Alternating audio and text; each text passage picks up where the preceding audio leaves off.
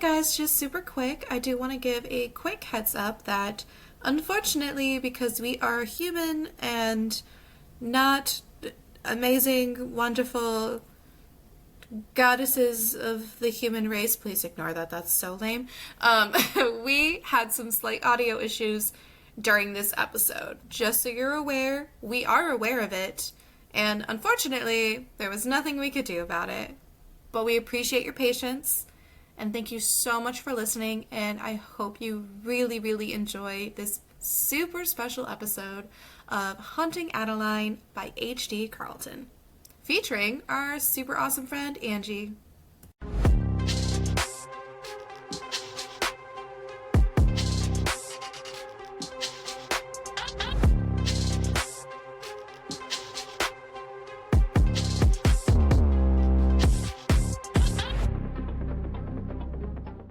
Y'all are gonna carry this conversation today. One of my timeline notes says, fuck around and find out. Here's the thing. We're recording this in August. I just came back from a week in Japan. So I'm not fully functioning. Are you ever fully functioning? I'm usually at least half functioning, but I'm pretty sure I'm at Yeah, we were quarter. supposed to record right before you left, and then you left, and now And then life we're recording when you happened. came back. Yeah, it's And okay. so, all in it. But isn't that the best kind? Sometimes. Some people shouldn't freeball. But I am excited that we finally got to read Haunting Adeline. I want to preface that going into Haunting Adeline and Hunting Adeline, there is a book that is not technically a prequel, but if you follow the characters and you follow H.D. Carlton's work, there's a book that technically comes first in the timeline of these books is Satan's Affair. It's a really short, quick read. So if you have not read that one, I didn't know that, so I read it after. It's not the end of the world to read it after. It's just tricks your brain better the way things are written, and it flows the way that it's meant to learn how things happen if you read it first. So if you've not read Satan's Affair, I highly recommend reading that one, especially if you have not read Hunting Adeline first. Sounds good. It has one of the characters we liked in this one, and she is actually going to be getting a duet in addition that's going to take place after Hunting Adeline. So, yay! Haunting Adeline, H.D. Carlton, that's what we read. Special episode. It's going to be a two-parter because we are going to read both. We're going to discuss Haunting Adeline this week, and then in 2 weeks for our next special, we will discuss the counterpart to the duet and discuss Hunting Adeline for that one. So I'm not going to lie, I had this on my TBR for so very long that I forgot 90% of what the book was about. I obviously, had a little bit because there's been so much hype around this book, so there's some that I knew that it was about some guy named Zaid stalking, but that was kind of like the extent of really what I remembered since I put it on my TBR. So when I went into the prologue, I was like, okay, bet this is where we're going with this. We started the book with the first chapter where our main female character, Addie, is moving into her grandmother's house that has been left to her because her grandmother has passed away. It is this old, Gothic style Victorian house. It's really done up to the nines in that Gothic sense of it's black. It's kind of cool. All the decor in the inside is dark and Gothic, and it sounded really cool. And it was feel like that's where I want to live when I'm old. Right? Well, it was right up Addie's alley because Addie is a Halloween nut job. She is Halloween everything. So this house just fits her love of all things Halloween, and yet fits her vibe so well. Not only that, but according to Addie, there have been 5 ghosts in residence for as long as she can remember because they basically came with the house. And with the original construction of the house, there were 5 construction workers that died trying to make the house. and they have lived there ever since. So I literally went into this after I read all that, and I'm like, is this gonna be like a ghost story too? I know this, and Are we getting some the book ghosties? gave so many strange vibes, and I really didn't know which way it was going. So she, moves into this house. Her grandmother passed away. She moved in because it was left to her. She has a knock on the door, and no one's there. She's just really thinking that this house is totally, completely haunted. She can hear the footsteps on the upper floors. She can hear doors close that, no one's in. And she's really, has her jam. And at the end of the first chapter, we get our first diary entry to this book. And it is a diary entry from her great-grandmother, Gigi. And we learn in this diary entry that Gigi had a stalker. So at this point, and she's sitting there and she's intrigued by her stalker. And at this point, I'm like, oh, so maybe the prologue was kind of from Gigi's point of view. That was my... I could see how you could think I that. got that vibe too. Well, again, this is how I went in blind mostly. All of a sudden, this girl's moving into this house. Now we have this letter from this really, really old dead lady, and she had a stalker that she was vibing with. So I'm thinking that maybe the prologue is connecting from her. So I'm like, okay, so maybe the prologue's from the 40s. That was my thought process. And we meet Addie's mom, and Addie's mom is She's a character. nasty ass hoe bag. Okay, I'm glad you said it. Did you see my twitch? Yeah. Is that what your face was? Yeah. She's a mean pants. But again, this was our first really getting to know Addie, was her moving in and her response to her mother. And we don't know a lot about her at this point. So I don't even know how old she is at Relatively this point. young, isn't she? She's 26. But at this point in the book, I don't know how old she is. Yeah. And she's sitting there arguing with her mom. And all I can think the whole time is, how young is this girl? Like, did we just get a book about this 19-year-old girl? Because she is acting like a whiny ass brat. Because not only is the mom a nasty asshole, but the things that not only come out of her mouth, but her inner dialogue about the whole situation is so immature and so young that I really was like, where are we going with this? Who is this character? And I wish... I feel like... Go ahead. I feel like that just comes from her being really sheltered, because even though she was into the whole chasing horror and like adrenaline thing, in the grand scheme of things, she was just very sheltered. And even though her mom kind of like hated her, she still like very much protected her from the house and the stuff as much as she could, but in her own terrible fucking way.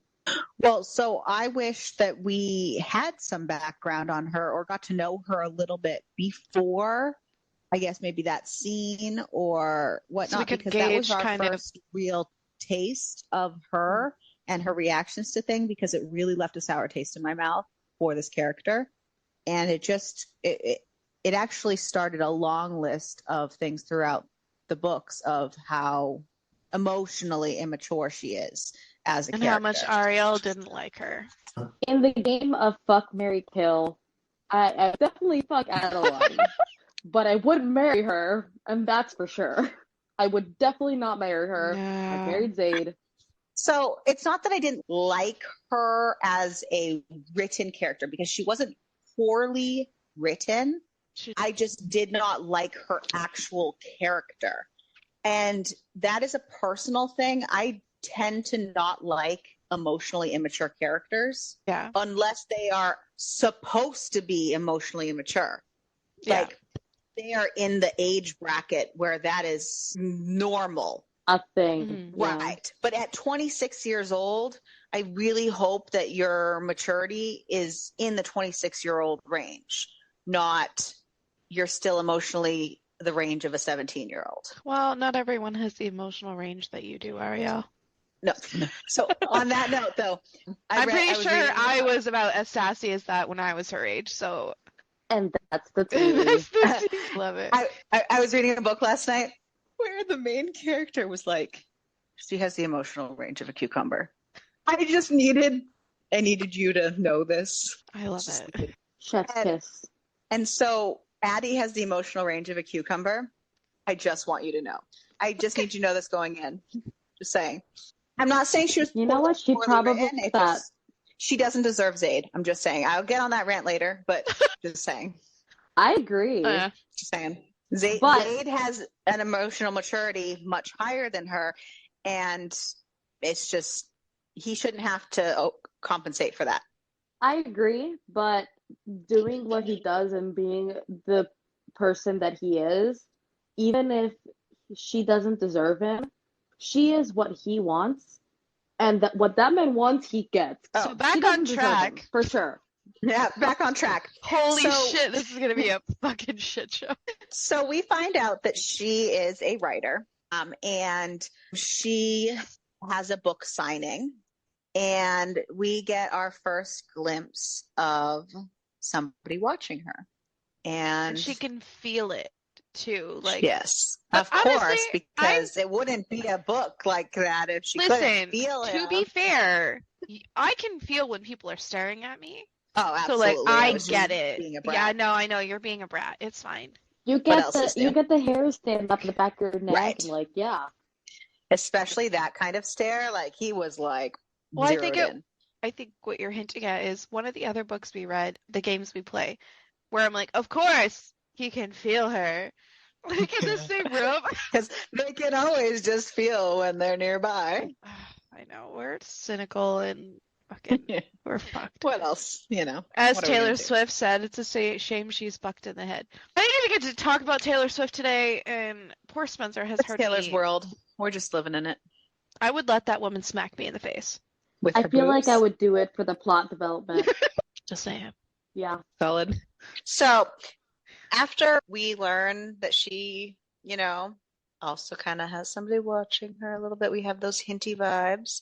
Somebody's watching me. Oh my god. We get it confirmed when she kind of calls somebody up for a booty call. a little booty call. He doesn't even And, like the dude, really. She does not like the dude. She's just somebody she knows she can call for a booty call, and not even a good one either. But she's I just mean, scratching it.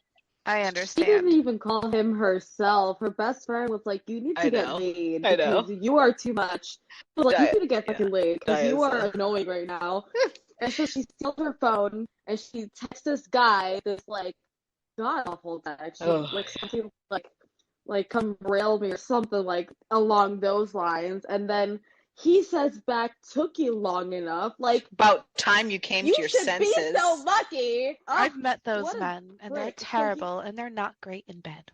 Like, there's a time and place to be a cocky asshole, and it's not one of them. And so she brings him back home. She's like, whatever. And the house goes wild. Love it. Yeah, they start like making out in the hallway, like on the way to her And bedroom. then we get and the she's like, bang, bang, bang, bang. And it's so funny the door. because before knowing what we know about what actually happened, I like fully thought it was all the ghosts. Me too. So Me because here's the too. thing, that's a thing, and I'm gonna sound like a conspiracy ghost person in a minute. But you know what? It's fine because so when I used to live with my mom, there were ghosts in there. I wouldn't go into the attic at all. Then in my brother's room, shit would go flying off of shelves for no reason. And so like when I read that in the book, I was like, it's ghosts. What are these ghosts doing? What is happening? Are we in a ghost story? Like what's going on here? And then of course like we figure it out later, but like it just there's some real Her inner monologue too, because like she was like, "This motherfucker's playing buzzer with my clip. Like, what is he doing? I'm trying to act like I'm into it, but good God, what? This is why I don't call this guy up. So when like the banging goes off, I'm like, oh, thank God, the ghosts are playing referee. Thank God. Like, yeah. I totally thought, I was like, why are they bringing all this ghost stuff into it? When she goes to the door to find out, which, what's his face, wasn't even a man enough to check the door for her. Oh my with that God, he's such a little bitch. handsy, there was nobody there at the door. And so she ends up getting rid of him. He's too scared, blah, blah, blah. And so because she doesn't want to move forward with it, he gets angry, and it was a weird moment. Yeah. And it was like, we don't know this guy from anywhere, but all of a sudden, this is all in the first chapter. And this guy just like throws a fit and punches a hole through her wall, and it's all just weird. The whole first chapter. Okay, was so odd. it's weird, but it's also not weird. And yeah, we don't understand the context of him or anything that they've done. Like maybe she's done this in the past where like, you know, but Right. I have met those men. Oh, absolutely. No, 1,000%. obviously. It was like, kind of whiplashy. I was like, whoa. Yeah, I mean, yeah, well, he was just pissy because he didn't get the banging. The first chapter did not do the rest of the book justice. No. Is all I'm just saying. So guys, get through the first chapter. So she found the diaries after all this. Oh, actually, before that, just small note. We had a little chapter switch. This is something I didn't like. Kudos to being creative and having the little nicknames for. But I did not. I was really confused for a second because we were just supposed to magically know that we were point of view switching, and that the point of view switch Noted by these nicknames that were given. So I think that Once I knew, but it just, that I first think switch, I was like, yeah, I think that we find out about that. Like I think she's like about to go to a book signing, and she's like super nervous. And Diane's with her, and she's like, "Okay, what do you call yourself?" She's like, "The manipulator." And she's like, right. and why? And they come across, and they're fine. But that first switch, when we get that little piece of him finding her, that first switch, it was just kind of like, I didn't like how that first one came about. After that, it was fine because we knew what was done, but it was just that first. We've talked about that a lot in the past. Crystal and I have. More information sometimes is better. At least though, they are labeled. I thought they were chapter names, because it wasn't like 2 chapters in her point of view, which honestly, all that went into the first chapter could have been split up into first 2 chapters, and then it would have been less confusing if both those 2 chapters had the manipulator at the top and then went, and that would have been way less confusing. But when you have chapter 1, the manipulator at the top, chapter 2, the shadow at the top, I just thought they were chapter names. We understood it going forward, but it was just that little bit of a, oh, that's. I didn't that, but then again, we've always talked about how we all read very differently. Yeah. So like, I feel like that kind of incentivizes your brain to just start working off the bat. Like, why is this chapter named the manipulator? Oh wait, it's not a chapter name. Like, it kind of like kicks that brain into gear. And that's why it took me those extra few minutes of being like, oh, okay, switching gears of, okay. Addie finds the diaries in her house, and she now is on the same page as we are, where she's learning about her great grandmother and her stalker.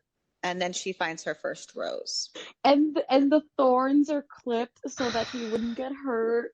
It's like so funny because like it's creepy but sweet at the exact same time, because like bro is stalking her, but he didn't want her to get hurt, so he cut the thorns off. And then he breaks into her house. Yeah. he like to leave her a flower.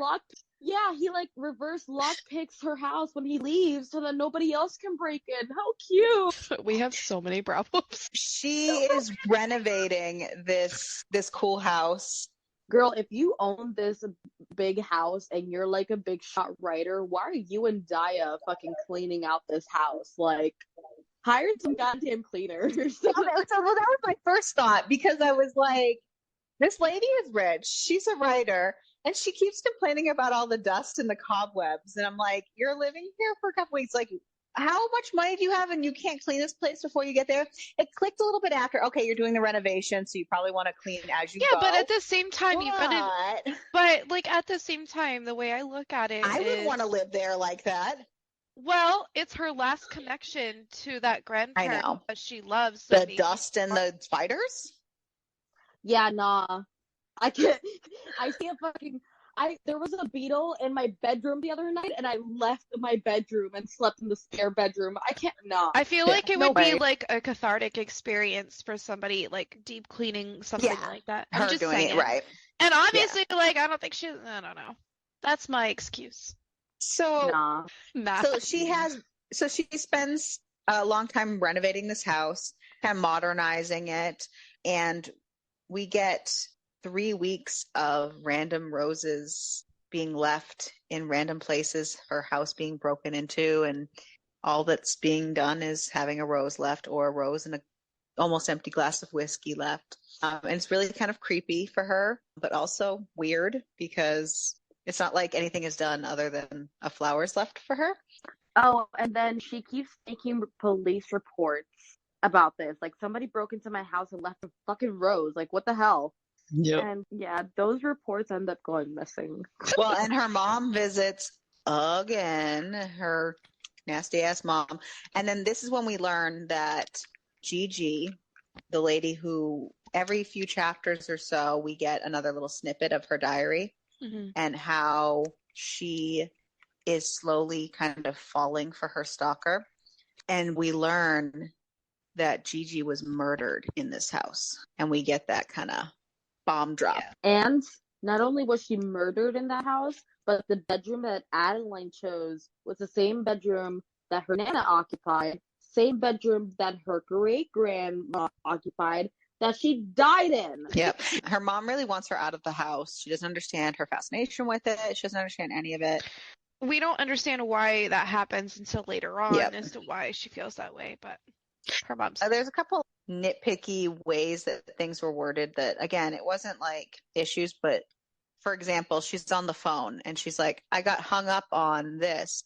Okay, don't say I got hung up on while you're on the phone, because I thought she got hung up on for like a whole second. But she was saying, I got hung up on that fact. You know what I mean? Kind of thing. Or she was like, I got hung up on her or something, or whatever, however it was. But it was like, you got to be careful about like Wording. what words you're using, right, in what context. And there were a couple instances of that in this book that they weren't technically wrong. Maybe you might want to look at how that sounds. Yeah. And they kept going and kept talking about the ghosts and kept talking about the, like, I've seen apparitions. And there were so many hints and drops of that. I really was wondering where that was going. And I kept expecting the ghosts to play a major role.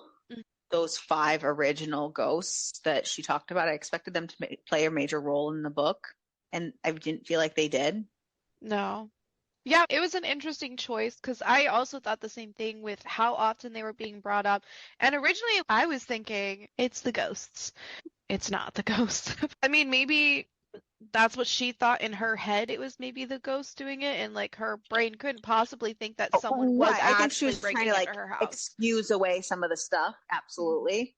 Because But I at the think same that time, that could have given and it. I also wonder if some of it was left in the book or given as a kind of trail that it might have tricked people into going down that rabbit hole of, oh yeah, it's this, or the ghost killed Gigi, or you know what I mean? Or Yeah.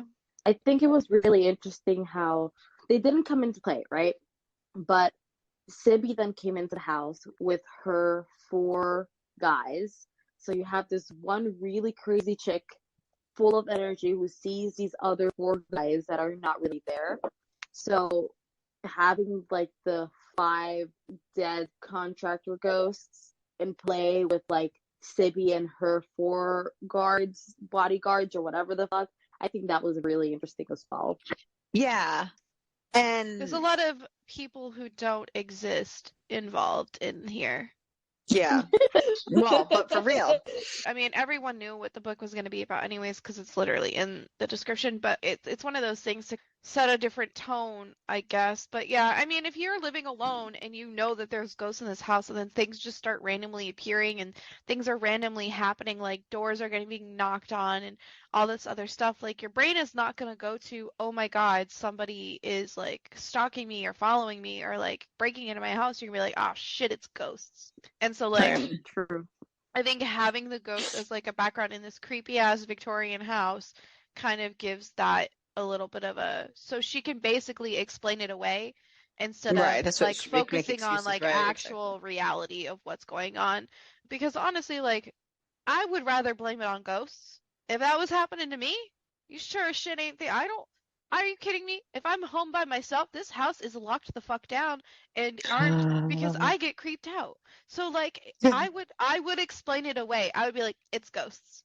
So like I get it in that point, but I also understand where it didn't play really any role at all in the story. So it's an interesting choice. Yeah. So Daya is Addie's best friend, and she's a hot ticket.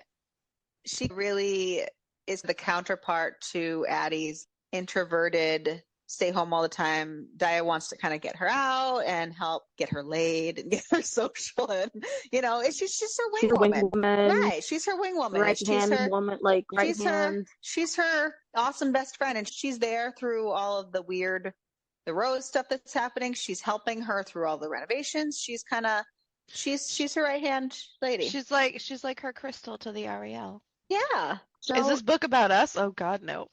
She's also very Taylor Swift vigilante shit. Yes. And the fact that she works as like a hacker. Yes, she works as a hacker for an organization that helps underground. Right, free people from bad situations. I think it's like white hat hacking, something like that. Yeah, I think when Addie asked her, like, what do you do? She's like, I save women and children. Yeah, she's kind of evasive about it, but I understand. Because she can't say a lot. She, I think she probably has an NDA, a whole bunch of stuff. Yeah. So they go out to a bar to have a good time because Daya brings her out, and they meet these guys, these annoying fuckers, these weird men. And Addie is getting perused by this man named Archibald. That's red flag number 1.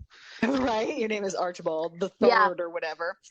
Yeah, but you can just call me Arch. I'm like, or I can just not. Anyway, right. So. Or you can just turn around and walk away. There.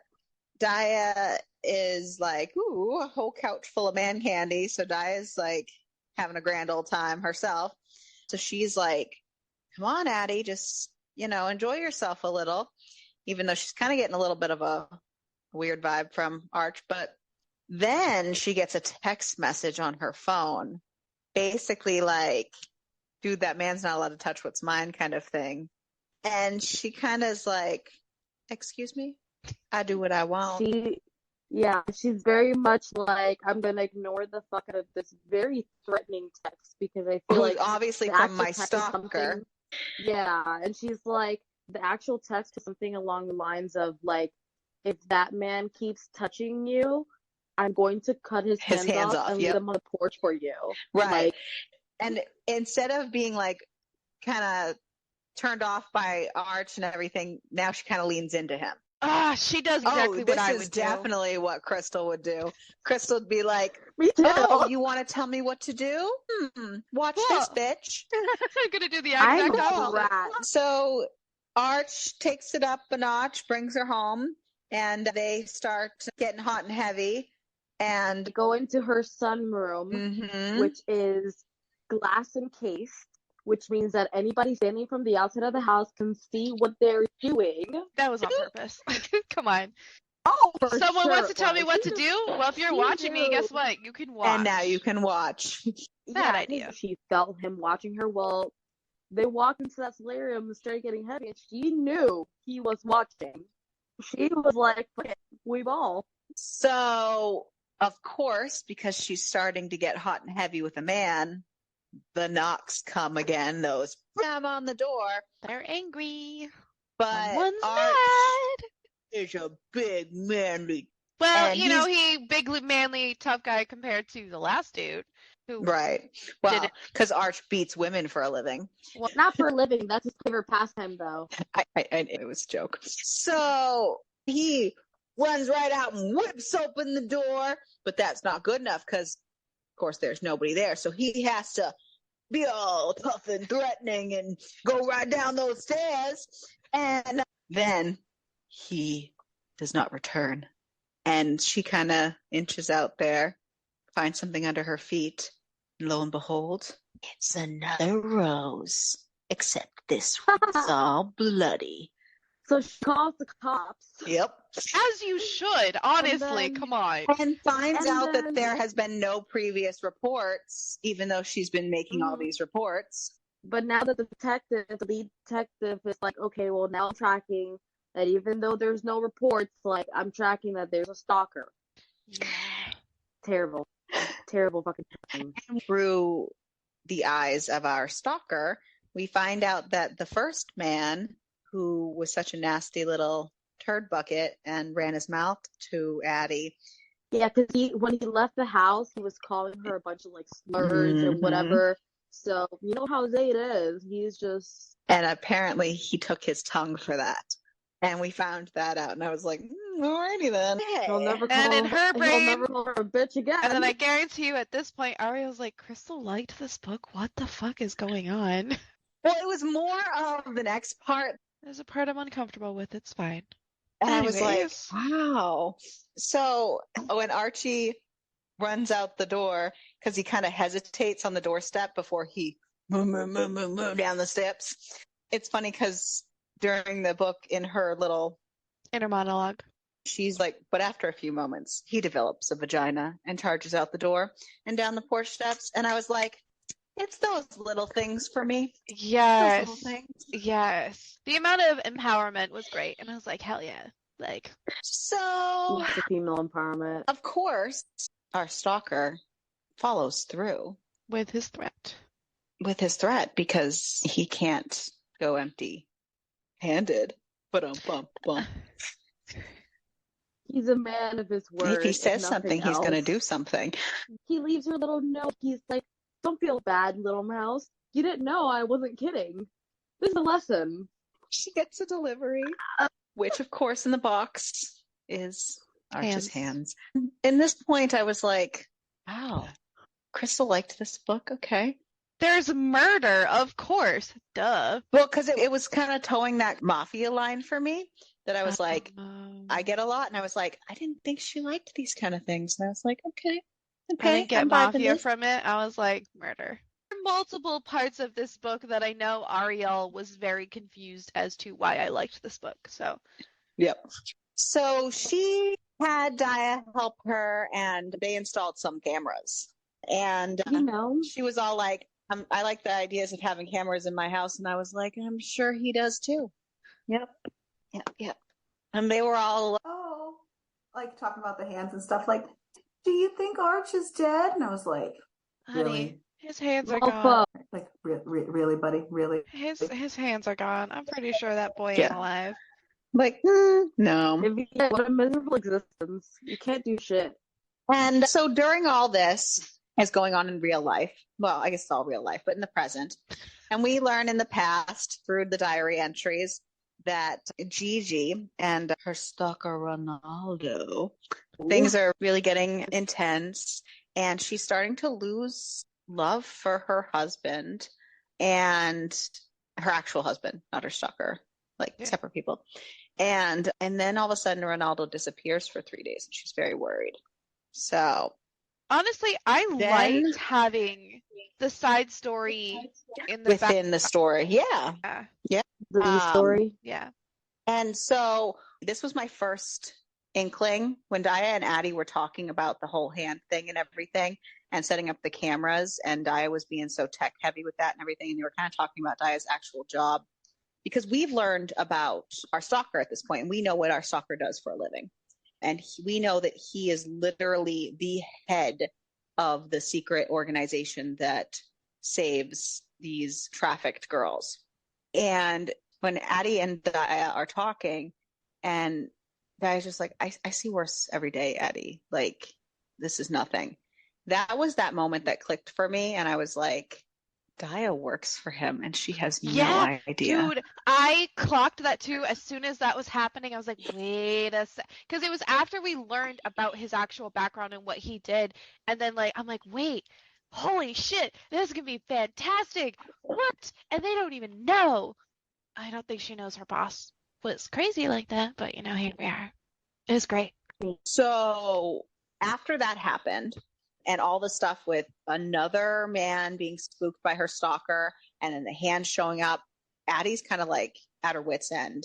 And then so when her stalker is standing outside her window, just staring, watching in, she fucking loses it and just flies out the door to go confront him and gets all up in his face. And she kind of gets her first real like experience of being in his presence. Angie, you I want to thought it take? was really funny Yes. because she was like, I'm stupid, but I'm like tired of being scared, but I'm an idiot. And then she runs back in the house, and then she looks at the kitchen next, like, and she talks to herself, like, Adeline, are you fucking crazy? Like, you finally confront this guy, and you leave your weapon? I told you, she's got the maturity in general of a freaking cucumber. Poor Daya, because this woman would not want to be your friend in an actual extreme situation. No. Buckles under pressure. No. So her and Daya decide that they are going to investigate Gigi's murder and figure out who murdered her, because at this point, Addie is so at odds with her own situation and the similarity between her situation and her great grandmother's situation.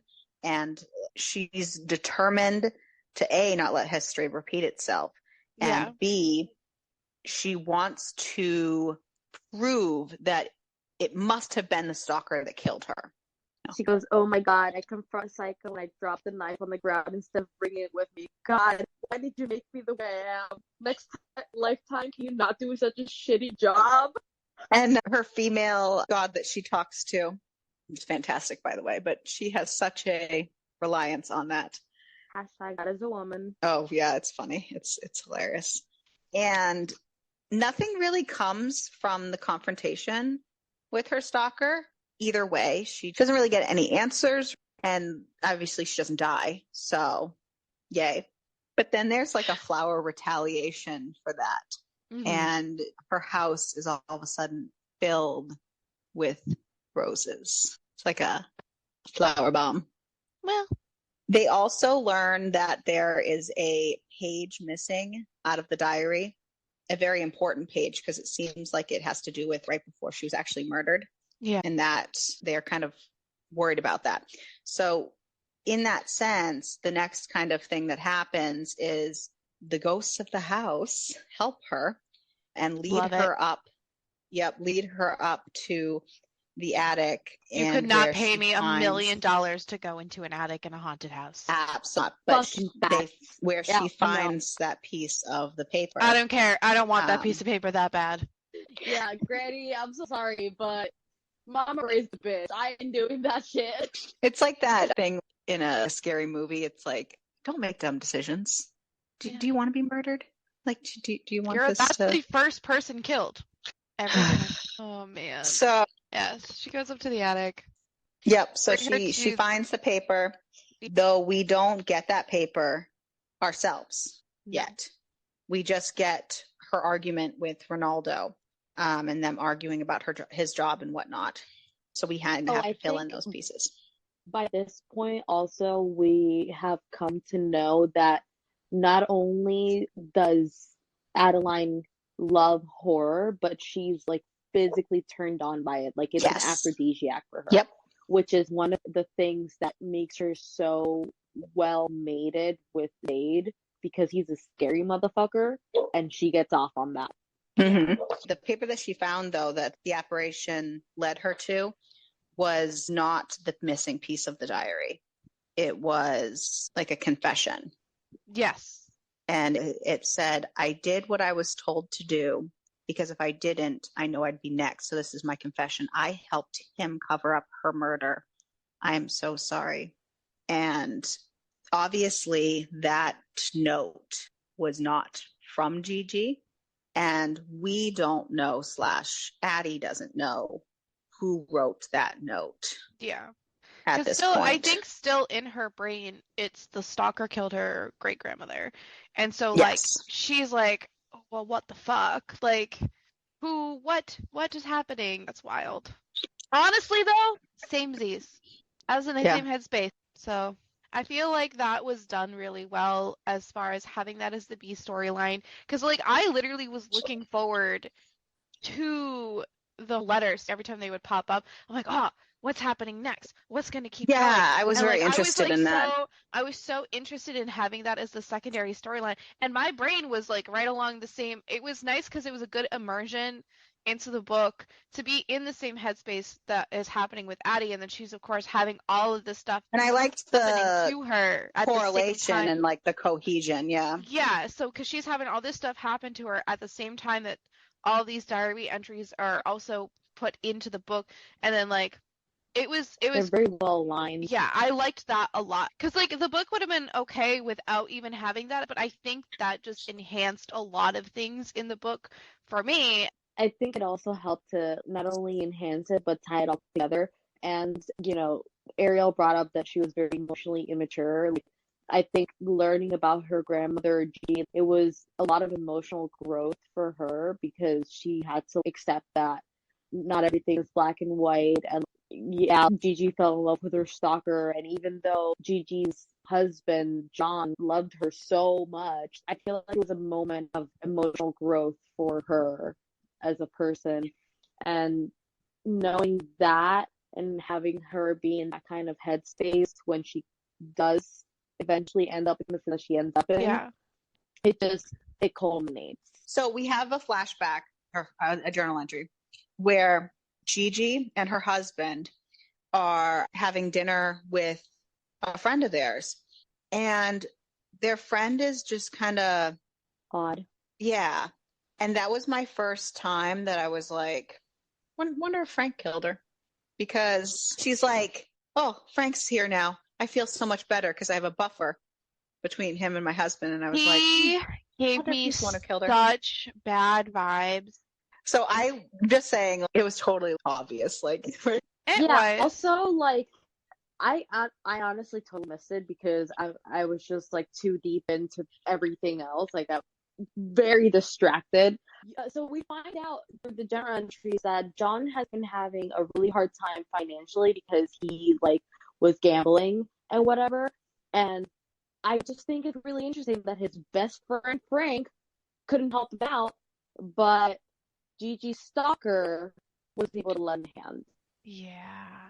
I didn't like And I'm just Frank. like, I was like, why? That was the first sign that Frank was a no goody, whatever.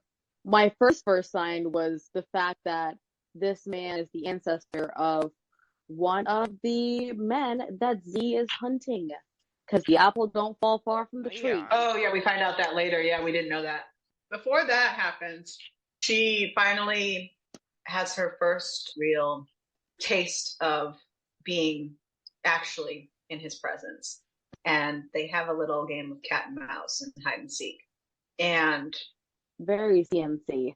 yeah, she kind of totally eggs him on because they had a text thing going, and she's basically like, come find me, basically, like, bitch. Yeah. And he ends up chasing her through the woods, and then the gun comes out, and then I was like, Crystal, Yeah. Crystal, take it away, Very Crystal. much, this is your part, very much Crystal. he put the what in the Okay, where listen, here's the situation. thing.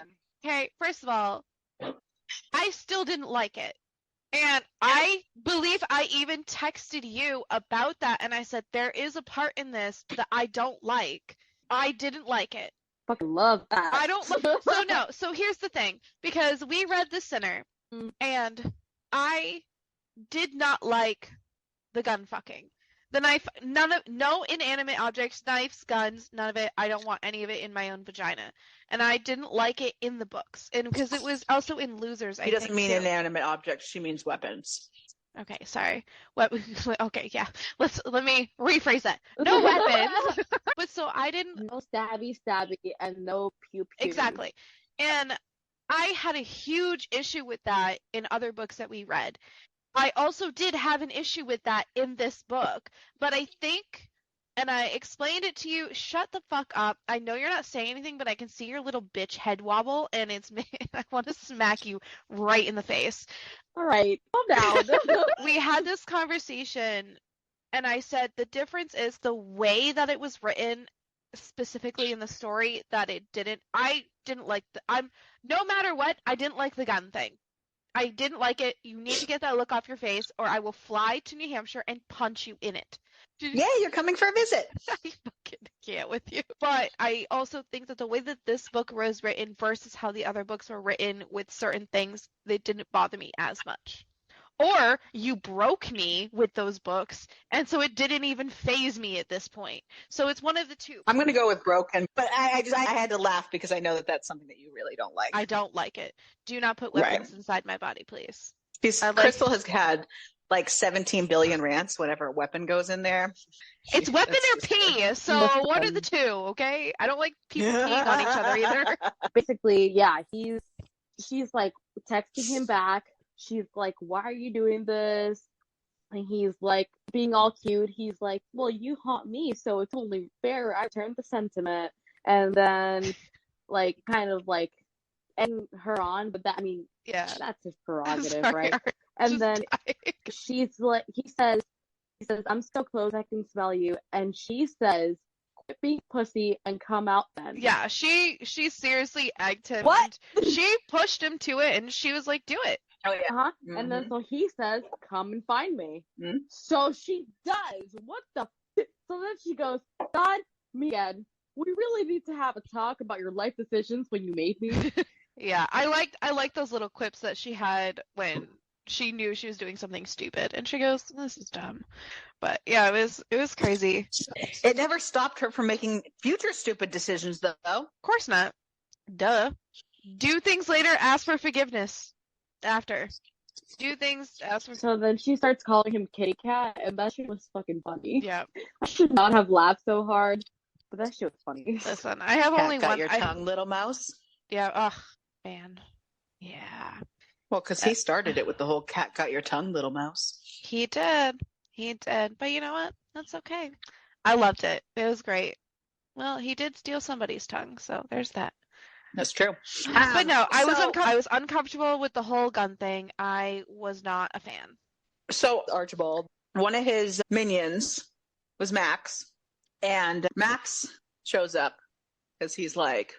Wait, so before we move on from the pew pew scene, I do think it was a little bit of poetic justice. So the same room that she took Archie in, where he got her off with his hands, that was the same room that Zayd chased her into and was like, well, a deal's a deal, pay up. If I catch you, I fuck you. So that's when I think it was like a little bit of poetic justice where he took more power in that same room where she was being a fucking brat. Yeah, no, of course. And then she's confused because she obviously is very like turned on, but she doesn't know if it's because she's so scared or because she actually is turned on, and then she's just fucking confused afterwards. Yeah. So the next day, or however many days later, Daya and Addie are out like eating at a restaurant or something, and Archie's bestie, Max, comes along for a chat. Kind of basically like, bitch, where is he? Like, I know you had something to do with this, and I will make you pay.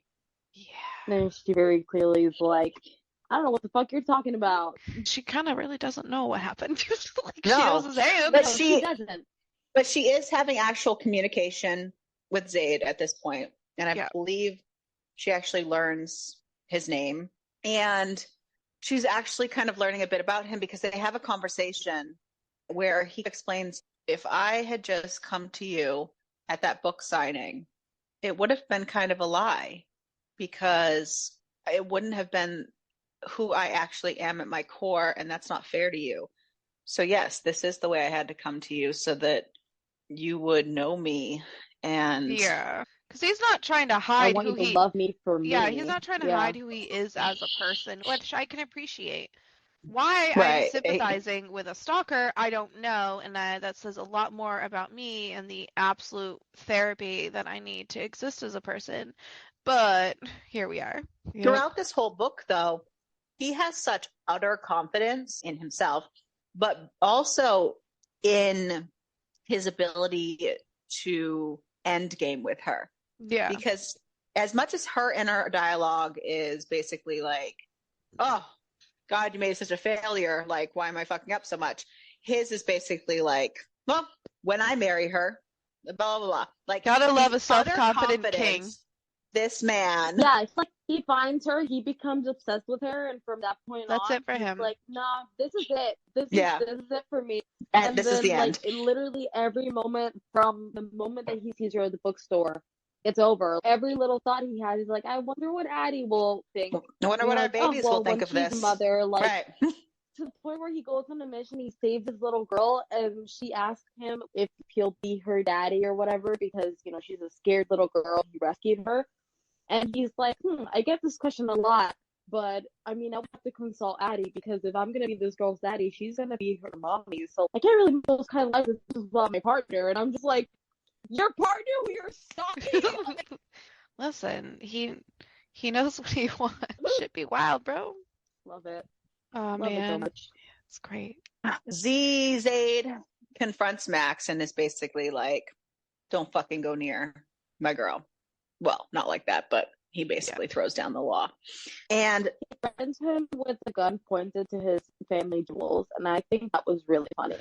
so behind the scenes, Zaid has been working on this big undercover ring where this group of men who work in the government have been taking children and sacrificing them for their blood as a swearing in ceremony for higher power. And it's part of their society.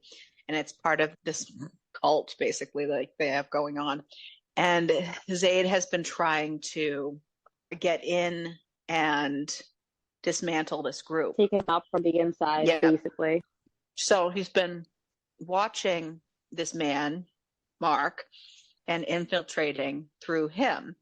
And he meets up with Mark, and coincidentally, they happen to be across from a cafe where Addie happens to be. And he tries to steer Mark in a different direction, but he's like, nah, I want to eat at that place. And he's like, well, fuck, like, if I draw attention away from it, it might draw attention to it. So he just goes along with it. Yeah. And so Zaid doesn't feel like he has a choice. At first, he ignores Addie in hopes that by ignoring, that'll make it better. Mark would also, But Mark zeroes in because Mark recognizes her from a list of already marked women that people have marked to have as high profile targets, that they basically have bounties on their head. And Zaid has no choice but to be like, oh, that's my girl. And now Mark goes to take a picture of Adeline, and he's like, leave that shit right now. He's like, that's my girlfriend. And he's like, why haven't you like gone over it? Well, she's working and I respect her space, yada yada yada. So that he has to introduce. Let's go introduce ourselves and yada yada yada. And he kind of like looks at her, please just go along with this. Yeah. So then we find out through this introduction that, funny story, Mark is Frank's son. Shitty people. And I'm like, what's the coincidence of this, number one? And that Mark used to play with Gigi's daughter when they were younger. Yeah. I hate that man. And so he ends up convincing them to come to a party at his house. And he's like, oh, yeah, I'll talk to you about that time when I used to go to their house and stuff, blah, blah, blah. So they go to the party. And Addie wants to know because she's like, well, this could be the insight that I'm missing for the case because they're at a standstill trying to figure out this murder. Yeah. And they have no leads. So she's like, well, fuck, like, I want to get information about this. Yeah. So that's how he kind of manipulates her into wanting to go. And then, so Zaid buys her a dress for the occasion. Oh, red dress, because all this lady wears when she leaves the house is red. Yeah. I mean, red roses, red everything else. Come on. It's a very, like, gothic for sure. Like, if things... And they leave to go to the event, and he throws his cigarette on the ground, and she tells him not to litter, and he picks it right back up, and he's like, sorry, baby, won't happen again, and I'm just like... And it never happens again, except for a few really, really spectacular occasions. Hashtag Dr. on Fire. Yeah. He does so much for her, and, like, I'm fucked up. she puts on a dress and whatever, and they meet up outside her house, and she tells him to stop littering, and then she's like, I don't know what she does, but her mouth be getting her in trouble, and basically she gives him a blowjob while he's like very aggressively choking her with his belt. Yeah. Very like walking like a dog, sis, kind of. Yeah. Very, I don't know. So she feels like she took back the power by giving him head on her own terms. Mm-hmm. And then they go to this party and they show up, and this fucking pedophile's mansion is crazy, crazy rich. And they sneak away from the party for a little bit and go to one like a movie theater. He has like a fucking movie theater in his fucking house. And this is like by far one of my favorite fucking This scenes is a lot of in the whole people's book. favorite scene, and a lot of people who talk about recreating certain scenes in books, this is one that is on a lot of people's list. For me, it's not even about what happens, it's about the total exchange of power. He's like, keep your eyes fucking open or stop. And I'm just like, Oh yeah, I didn't find that there was anything that special about this scene, because there's so many scenes in books that are like this. I think that it's one of the first scenes that I read like that, because I remember the first time I read Haunting Adeline was like right as I was getting into dark romance. And this was one of the first scenes that I read where it had that total power exchange, and it was just so hot. Oh, I read a lot of BDSM club books though, and they have a lot of things like that, so that's why I guess maybe it didn't really trigger something for me.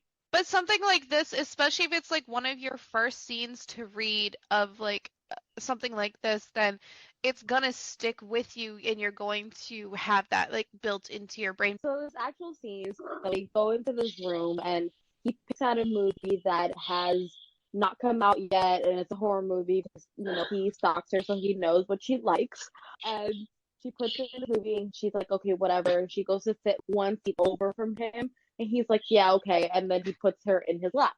And the thing that I love about Dade is that he understands that organically women need 20 to 30 minutes to warm up foreplay. And foreplay is not core play, it's foreplay. It's getting your mind ready for the act, right? So he lets about like 20 minutes of this movie go by before he starts like playing with her. And every time she closes her eyes or rolls her head back, he stops. And he's like, keep your eyes on the fucking screen. Don't make me tell you again. And she's even more a mess inside because she is acknowledging that she is consenting to this right now. Like, he's not taking anything from her. He's not doing anything that she doesn't want him to. Mm-hmm. So she's even more conflicted. By the end, her eyes are open and on the screen, but she's not even fucking seeing anything because she's like on cloud 9, and I think she goes a little bit in subspace before she comes crashing back down to reality.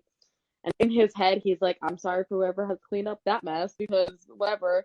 It's a big turning point in their relationship at this. And I think that's possibly why it sticks with people so much, too. So that happens. They write themselves. She's a jumbled mess. And then, because Mark is a rich fucker, Butler comes to get them. Like, oh, yeah, like Mark's ready to talk to you now about Frank or whatever the fuck. Yeah. Oh, we should also mention that Frank is married, has a trophy wife named Claire, and who is both very clearly... Zaid and Addie are concerned for her because they feel like she's clearly abused and not hiding it. Like, she doesn't even bother to hide the bruises or anything like that. I don't like Claire. Anyways, she didn't give me the right vibes when in this book, Crystal. I'm sorry. I didn't even like her in this book. Like Angie said, the vibes were weird for me for that. Yeah. I don't know. Yeah. Like, Frank is a piece of shit. Like, don't get me wrong, but I like, know. I don't know.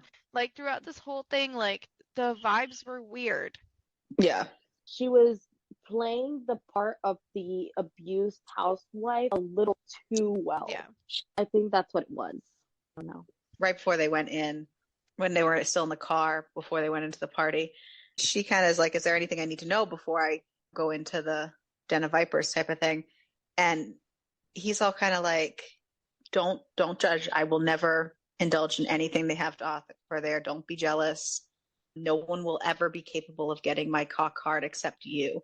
And one of my favorite lines I think was, it sounds like you just have a erectile dysfunction to me, because to me it was probably like, that's probably the best line I've seen connected to the whole "my dick only works for you" situation, because there's so many men that are just like, no, it only just magically works for you. Every other girl just like turns it off. No, like that's not actually how a lot of it works. So I really liked that. But so after this party, Zayd really realizes how much of a target Addie was all along. And he starts training her so that she has some basic self-defense skills, because he's worried about her. Not that he's going to take his eyes off her necessarily, but he just wants to prepare her a little bit. Make sure she can like fend them off until he gets there. Mhm. Yeah. And there's this one scene where he comes back from kind of a brutal day of work where he wasn't able to save somebody. And she kind of was able to turn the tables a little bit and comfort him instead. And was basically like, you need to remember all the girls you do save. You know, don't forget to remember them too. I love that scene because she was able to put aside her own personal bullshit about him and just recognize that, hey, this is a human that does a really hard job and he's had a really hard day. He needs comfort. It shows more Like, growth I think that's what to their relationship too. I think that despite her emotional immaturity, I think that that's one of the reasons I don't completely dislike Adeline, is because aside from her own emotional bullshit, she's still a good human.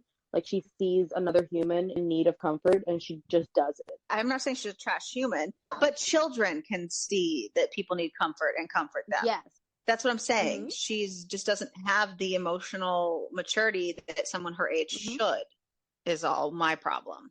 No, that whole scene really, her pep talk with him, them talking about the girls that he's saved versus, and all that stuff, it really gave me Q and Tess vibes from the Monsters in the Dark series by Pepper Winters. I don't know why, but very similar vibed scene. But so Satan's Affair came to town, riding on a pony, stuck a feather in. Satan's Affair is a haunted house company that tours and comes to town. And it's also the name of the book that I said that you should have read before this. Coincidence? No, it's not. I can't with you. Addie and Daya have been so excited for Satan's Affair to come to town. They love to go to this haunted house extravaganza because it's basically like an entire carnival, entire fair, but all haunted houses. They have food, they have games, they have all kinds of stuff, but it's all a bunch of different haunted houses and cool stuff. Yeah. And they travel from town to town, and this is the time where they're going to be in Seattle, which is where this book takes place. And they're stoked. They got tickets. They're excited. And they go to Satan's Affair. Well, guess who else is going to Satan's Affair? Bad people. Just kidding. Oh, I was going to say Zayd. I know. Well, you know, he goes where she goes. Well, yeah, Well, at this he point. actually was not going because she was going. He was going because Mark was going. That's why. Yeah. So the thing about the Satan's Affair is that it's gotten very popular. So they had to score tickets in advance and reserve them under their own names. So Daya, being the ultra hacker that she is, she's like, I got this shit. I'll get us tickets. I'll get us on the list. So everybody knew who was going to be there before Satan's Affair happened. So Jay is Z's right hand man. Jay saw that Mark was going to be on the list, and he also saw that Addie was going to be on the list. So now Z's like, well, fuck. Now I have to go. Yeah, because Mark's made it clear that Addie is a target. So, Right. yeah. And he thought that it would be a good opportunity to kind of get them alone too, him and his awful friends. So they're at Satan's Affair, Mark and his gross buddies, which, keep in mind, I think I kept forgetting this until it kept reminding me. But they're old. Yeah, I kept forgetting this throughout until it kept being thrown in my face. Keep in mind, Mark is Nana's age, and Nana's dead. Nana died at 93 or something like that. Yeah, he's old. He old as fuck. they're, This motherfucker is crusty. hitting on girls, having a young wife, and like taking children. Listen, This is weird. This is Yeah. it seemed Yeah. unbelievable. They should have These made are him the- younger. these are- honestly, it's not unbelievable in my head at all. No, but I meant Considering how quick this man moved, how Current state of the country and the the politicians. abilities that he was able to do. yeah, but Like- he also has a lot of he's rich. I And he's know. a So government official. Sound like anybody yeah, you know? it's not out of the realm of possibility of things that can actually happen. It's not out of the realm of possibility of things that can happen. He has money, he has influence, he has power, he has all of this stuff. It doesn't even matter how fucking old he is. He could be 20, he could be 100. It doesn't even I know. matter. He has that ability, so he can work quickly like that. It does happen in real life things. And so for me, it was not out of the realm. Like, it didn't phase me that, oh my God, he's old. How is he doing all these things? Bro, he's a generational pedophile. So the old men zero in and clock in on Addie in line. And while they're doing that, they also see this young girl dressed as a doll for one of the attractions sitting on a bench. And he and his filthy pedophile old man ways is like, ooh, young girl. And she's smiling at him and he's smiling at her. And it's creepy as fuck. And she, saunters off to her pink old house. And so he knows where to go. And he chats up with Addie, and Addie is smart. And she's like, oh, Zay just went to the bathroom kind of thing, because she gets some creepy vibes from this guy. And but I mean, She's the other not thing that. too is he's also using the fact that she wants information from him that he knows. Mhm. Yeah. Well, I think she's gotten to the point where But she understands, like, he's realized creepy. He's creepy. well, no, I think at this point she's realized that he's got nothing he can give her. That Yeah. yeah. Not only that, but at this point, he knows that Z is tracking him and that he's Mhm. not a good dude. Z is a lot of things, but an honest man is definitely the top one, because not once did he ever lie to her. No. No. Not once. God, the bar But is to so get low. he's like asking her what you want. Like, The bar is practically on the and floor, honest to man. God, Daya and Addie are so excited to go into the haunted house, and they go in that pink monstrosity of a dollhouse. And Addie says, did Barney just come in here and shit everywhere? First of all, Barney is purple. I just want you to know. in Barney, the pink looks purple. Outside was pink and the inside was purple. I don't know what to tell you. I was very told as pink, but Yeah, Okay. I wasn't in that Anyway. headspace. Sorry, I'm gonna point so- out a plot hole. It's because gonna be her. Barney is a dinosaur from our imagination. This is what happens when you have a conversation with like a kindergarten teacher. So Addie and Zaya go into the pink haunted house, the dollhouse, and Mark and his friends follow after them, and they text out to not only put marks on them, but also the doll. Meanwhile, behind the scenes, Zayd has been watching and listened in.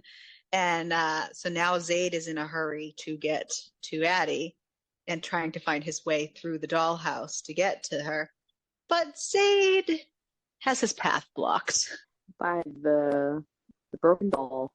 My favorite person God, of the Sibby book. is Ah, Sibby is so great. so She's She's so crazy, and I love her so much. I was very put off with her when she first came in, and I was like, what the fuck?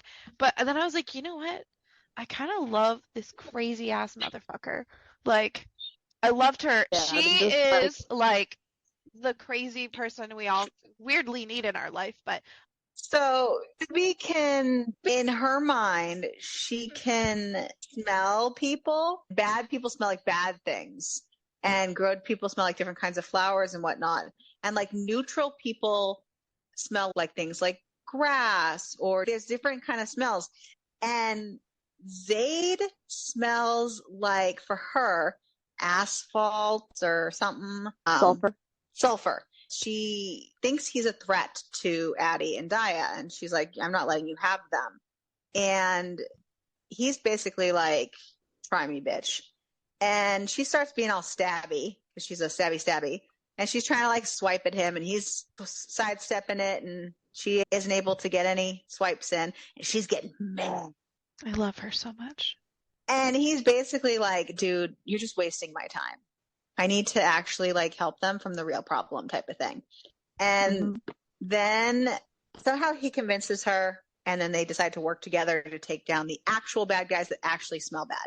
So they decide to work together and take down the 4 rotten egg people. And so he knocks them out. She's like, I'll take care of these. I'll put them away for later until the exhibit's kind of closed. And he's like, great, cool beans. And he meets up with Addie in the House of Mirrors.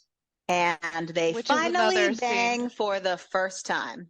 It's another scene that a lot of people like too. Because they finally bang for the first time.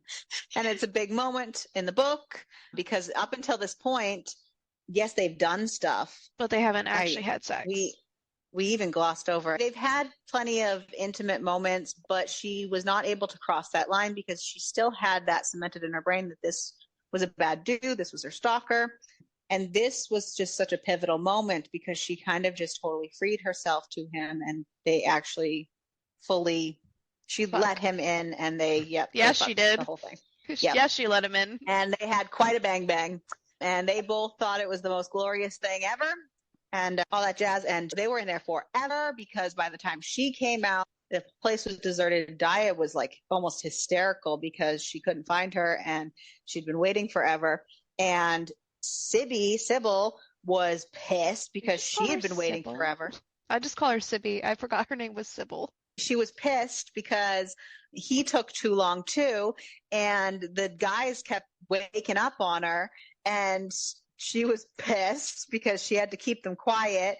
And so to keep them quiet, she had to like paralyze 2 of them, and she was just pissed. She's so crazy, and I love her so much. She's great. I was just going to say that in the House of Mirrors, in that scene, they really kind of complete their dynamic because, he was chasing her before because she half didn't want it, half did. But then she says something like, I don't want to give it to you. I want you to take it from me. Like, I want you to, like, catch me or something. And that kind of solidifies their dynamic of cat and mouse and, like, the CNC and the stuff like that. So when he comes back and talks to her, this is another one of those like nitpicky lines I was talking about that I had. It's not wrong. I love your face every time it happens. Technically wrong. However, it just could have been worded much better. So the scene starts with, what took you long? The psycho girl snaps, her dull brown eyes alight with fire. And then he says, and then it goes, my heart hasn't stopped pounding and I'm plagued with the unbending need to fuck her again. So like you're literally talking about the psycho girl. And then your next line is, I want to fuck her again. Oh. Well, we know because he just fucked her, but he really should not have used a pronoun there. He really should have used her name because you can't use one girl and then say her.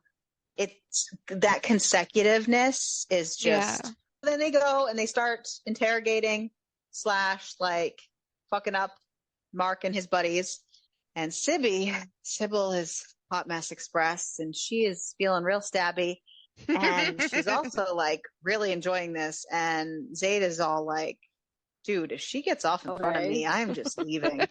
And I swear to God. And I'm just like, whoa now, Nelly. So he kind of messes with Mark, terrorizes him a little, gets the answers he needs for the underground stuff with the society going on, finds out that he needs to go to Saviors, and that's where things are going down. And he also finds out that regardless of Z's interaction with Addie, she was already marked. This is when he finds out that she was already marked in the society. Whether he had interacted with her or not, she was always going to be for this trafficked woman path. That was her fate. And he also finds out that them disappearing typically will trigger the society to up and move locations. So he might not even be able to get anywhere with Saviors. Mm-hmm. So then he lets Sibby do her thing, go all psycho bitch, stabby stab, stab, stab. And we should also note that Mark's wife was with the 4 men during this whole affair. Yeah. And when Sibby captured the 4 men, she let the wife go and thought she was saving her. And Zayd was kind of mad because he was like, you just let her go? And she's like, well, Yeah, he's like, you didn't get her any help or anything. Like, this woman was abused. well, I think he was more concerned that she let her go with the knowledge that they were going to make these men disappear and that she could be an incriminating witness. Because I think Z would have just had a nice little talk with her first before letting her go. Yeah. Probably. So they're putting the bodies in the trunk to dispose of, and then all the bajillion cops show up. And Z's like, get in the car, like, let's go. Sibby is like, psycho chick over here. She was basically like, you know, my henchmen aren't here yet. Like, they're not back. They're not going to fit in that car. I can't go without them. And that's who she was talking to in the house, but he didn't see her. That's why he thinks she's crazy.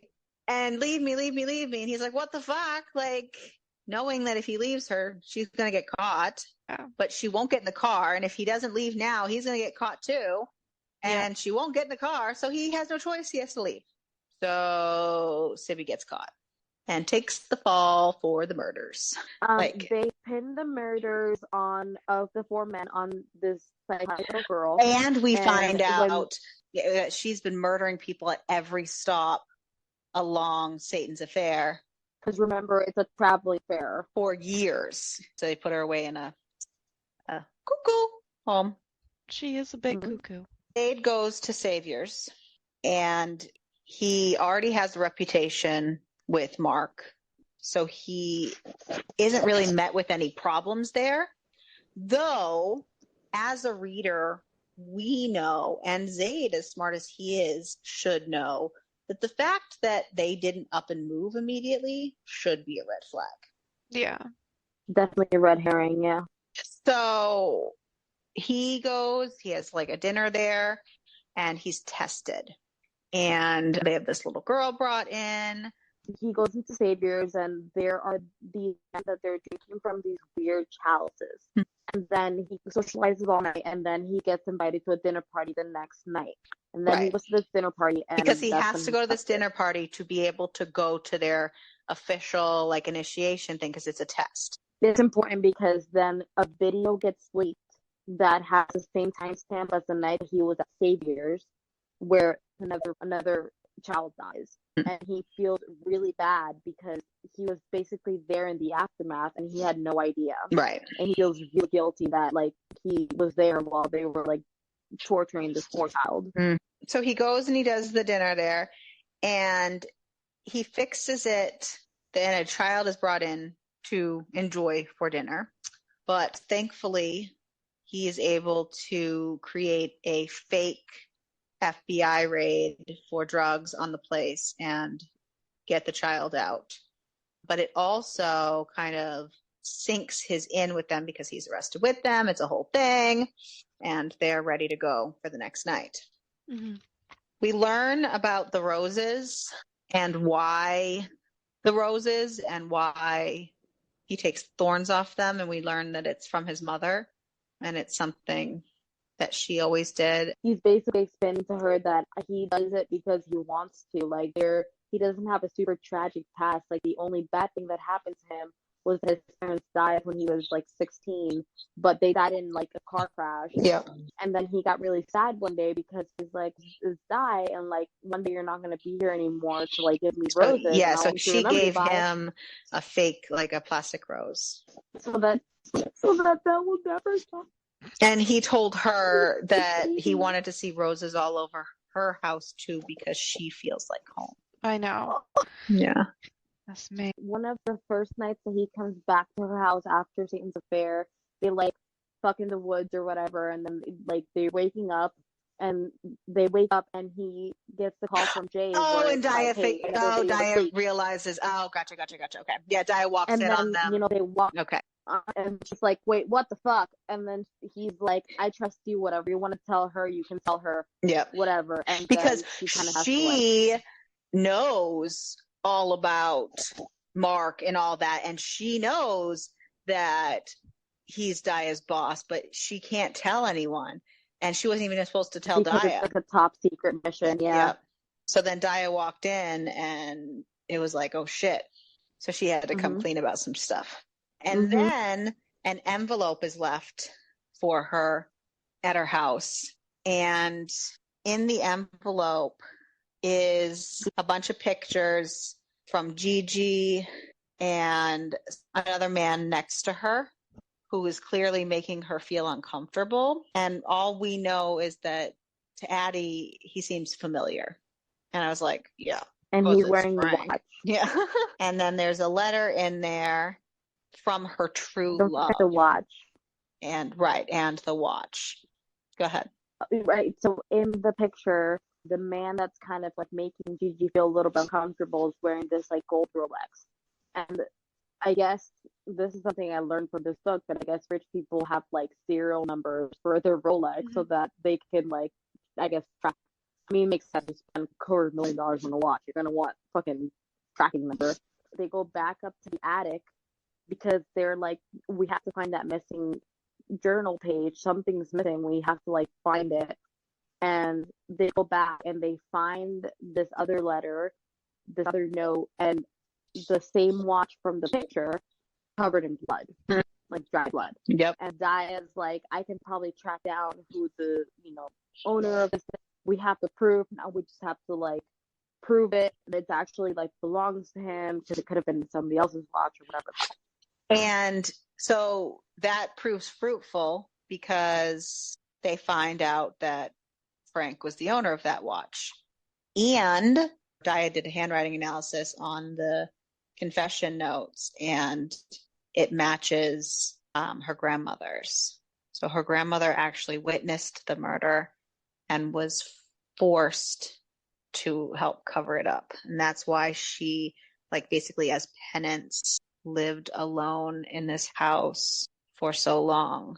And mind you, Nana was 14 years old when Gigi was killed. Yeah. So this like superimposing cop that had been part of her life for a while, to the point where Frank's kids and John's kids played together. Yep. Like, he was supposed to be a trusted friend, and she didn't know any better. He was a child. So this superimposing cop man was supposed to be a safe figure, tells her to do something, she's gonna do it.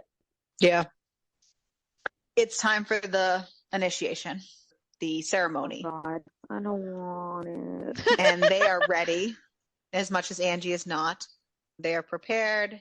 Zaid has his right-hand man, Jay, who has been throughout all this book. We haven't talked about him, but we should have, because he's been throughout this whole book. Jay is a important, integral, little under the radar piece. He's in his ear all the time. He's his little earbud man. And unlike Sibby, Jay is real. Yes, he actually is a real person. And they have this whole thing set up. They're going to go and they're going to take out all these guys. So they get to the place, and long story short, it's a setup. The reason they didn't move, they knew that they could try to take Zaid out, even if it was at a detriment to their own people, their own society. They were going to try to take Zaid out because he was such a nuisance. Yet he was so close to taking them down. And so the whole place kind of blew up. It was not great. And while this is happening, Addie gets a text from Dia, an emergency text, like, I need you now. Can you come over? Like, it's an emergency. Please help. And then Addie keeps trying to call her. She doesn't answer. She's freaking out. So she gets in the car and goes, and is run off the road and taken. It is a major setup on both ends. And that is how our book ends. It was basically like the perfect fucking storm because Distracting one to distract the other, and yep. Yeah. yeah, like they knew that Dee had her house surrounded, so the only way to take her out was to like draw her out. And the only thing we It do was the perfect know storm. is that Max was involved. Her taking. Mhm. Yeah. And that the guys that take her know that she belongs to Dee. Like they know exactly who she is. Yeah. So it's all connected. Yeah. So yeah, that was the first book. To bring it back to something that Angie had asked earlier with the recording, Angie already knows what I'm gonna say. It was a fuck, marry, kill, Ariel, is what she was asking, and it was fuck, marry, kill. Hold on, Zayd, Addie, Taylor Swift. Okay. I already know what she's gonna do. I already know exactly what she's gonna do. Zayd, Taylor, Addie. So Fuck, marry, kill. fuck Zayd. You'd marry Taylor Swift? Yep. Honestly, agree. If I can't fuck, well, because I'm assuming, well, can I fuck who I marry? I don't know. In this equation? Yeah, well, duh. Oh, okay. Well, I mean, I don't know. I mean, how? I thought it was like an they exclusive say that thing. Have you never played say fuck, that- marry, no, kill they say- before? Like, My brain has to get all these technicals. I wasn't good at this. oh, good lord. So here's the thing. They say that a marriage is not a real marriage until it's consummated. So obviously you would have to Okay, Fuck. so then switch that around then. Okay, so fuck Taylor Swift. Zayd, Addie. Gotcha. Yep. I love how Yes. this is the I think we conversation would all that agree we're with that. having. This is the real questions being asked. These are the important things in life. We were talking about how all of us want to be that chair. And you know what? Yeah. We also did not discuss at all Zayd's heterochromia. Oh, yeah. It's Yeah. a very big thing. That's what I'm saying. It played an important part, or a big thing. The light and dark, his personality and himself. It does show like the two different sides to his personality, Yep. which is wild. But yeah. I also want to make special mention, because we didn't talk about her that much because I glossed, but we didn't really talk about Ruby, and I just want to take special mention of Ruby because Ruby's awesome sauce. So Ruby is in Zayd's like company, or she is on his team of like close personnel that work with him, and she's kind of like the woman, child, mother hen fixer, whisperer lady that comes in and sets everything up for women and fixes things and comes and rescues the girls and does different things. And she's just some bomb ass. Yeah. Like take them away. Yeah. I just want to make special mention. This is a crazy ass book. There were a lot of really wholesome moments throughout it, which I liked a lot. So Who are you guys' favorite characters? Sibby. Sorry, that was a really quick answer. Sibby's my favorite out of everybody. I just like it. Granted, she is batshit fucking crazy, but I like her a lot. Aside from Zayd, because obviously that man can end me and I would thank him for it. Like, I'd say thank you so much. It's been a privilege. I really like Jay because he's just so unapologetically himself. Yeah, and he's such a good friend. I really hope that Jay gets a book. Yeah. Ooh, Me I too. Are the side characters in this book were great. So we just like email her and be like, hey, can you do this? Ariel, who's your favorite? Yes, definitely. My favorite was probably Zayd because Zayd. But I really did appreciate the side characters. Cool. Everyone's least favorite character. I already know Ariel. Yeah. Mine's Adeline in this book. Only because she was just so emotionally immature for her age and for the character that I felt was needed. It fit. It was fine. I just wish that she had more of an emotional maturity. And that's probably a personal preference. And that's fine. Yeah. Well, I mean, favorite and least favorite characters are always a personal preference. Right. Crystal, what about you? I don't know. I have to think about it. Mine was probably Addie's mom. Oh, yeah. I was going to say, I think that's what Crystal, she hated her. Because there was I forgot about her for a second. So that bitch. Just as she was obviously a bitch, from the fucking first chapter, we get the fact that she's a bitch. And when she goes to Adeline, like, she's so obviously exasperated and disappointed in her daughter. If you don't know her and have accepted her and love her for who she is at this point in her fucking life, like, you're just a bad mother. Like, And I don't care. she also She was knew about the very- stuff with the grandmother, didn't she? Yeah. Not only that, but she had such a contention with her grandmother Addie's whole life. Yet Addie's middle name was her grandmother's name, so clearly they had some kind of connection enough to name her after her. The whole thing was weird. Yeah, But fuck that the thing bitch. that nailed it on the coffin for me was Diet and Addie were getting ready at Addie's house for Satan's affair. And, you know, her mother calls her and she's like, oh, you know, what are you guys doing? Are you guys coming for the holidays? Yada, yada, yada. And her mother says something like, well, you didn't sell yourself to this man, did you? Like, basically calling her a prostitute. Mm-hmm. And then Adeline just very, like, why would you say that? Very obviously hurt by it. Because her mom sucks. What did Amazon rate this? So Amazon gives it a 4.4 and Goodreads gives it a 4. Oh. I know, fucking so many 4.4s all the goddamn time. I have it in my own personal way about like a 4.5. I really, really liked the book, to be honest. Angie, your rating.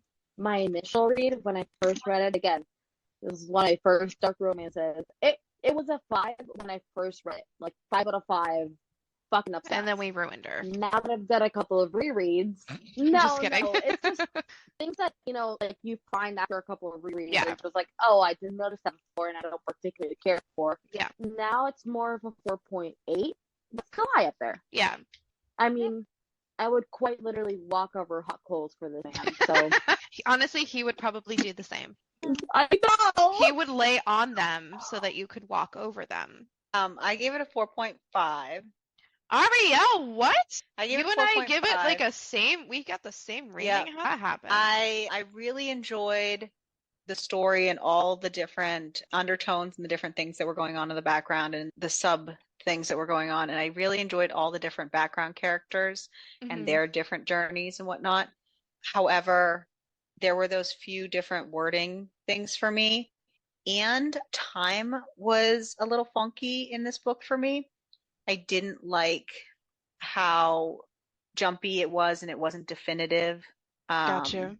And I didn't like And then that. I didn't like how, so it wasn't as well written in that way, like fully, I guess, in fleshed out. timeline setting kind of Yeah. way. Yeah. I know exactly what you mean because the House of Mirrors scenes was like 3 chapters, but then you would have things where you would have her go basically the span of 3 weeks in the span of like 1 chapter. But you know? not So, only like, that, I understand that. yes, that, but not only that, there was also times where like all of a sudden it would be weeks later and it wouldn't be obvious. Do you want to cucumber rate the book or do you want to wait till the second book and do it all in one? Well, What this do you is wanna its do? own episode.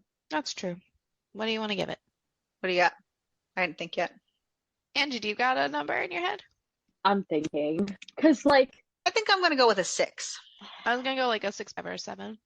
I'm thinking 7.5. There weren't that many scenes, but there were was. some, and they were They were very well written. right. They were interesting, and they weren't just like the same old, same old. They were different things, different times, and they had different stuff going on. If it wasn't for the gun, I would have rated it higher. They because of the gun, I gave it an extra 0.5. Right. honestly. That added an element of intrigue over Surprise. here. I know, but again, it all comes down to personal preference, and that's not my preference. So I know, I think but that- for me, the cucumber rating isn't personal preference. It's it is. it's It's how our much own- spice is in there that for me. we feel, like it's though. not. Yeah. Okay, for you, but for me, it's a personal thing with how I feel it's written in there. Because we've done stuff where it's been rated higher, and even though there wasn't a lot in it for what the book It was well written, it was right, well written yeah, and specific to that book. So it's really subjective. It's not. I guess, yeah. I just think that their specific dynamic was so unique in the sense that, yeah, it was a lot of it was like CNC or like forced, whatever, but it's different because we see the mess that's going on in her Yeah. head where like body's literally fucking betraying her. She wants to not want it. Yeah. And so it's got an extra element of angst there. Yeah. Where hot and bothered, but you're also like emotionally suffering. Yeah. So this was Haunting Adeline. Next time, we will be doing Hunting Adeline and finding out what happens Continues. next time. Next time on Hunting Adeline. Lord. Is Zeta alive? Will Addie make it out alive? Who knows? Good. We do.